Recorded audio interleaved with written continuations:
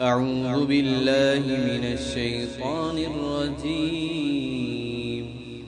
بسم الله الرحمن الرحيم. الحمد لله رب العالمين، الرحمن الرحيم، مالك يوم الدين، إياك نعبد وإياك نستعين،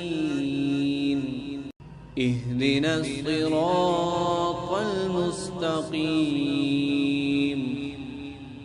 صراط الذين أنعمت عليهم غير المغضوب عليهم ولا الضالين.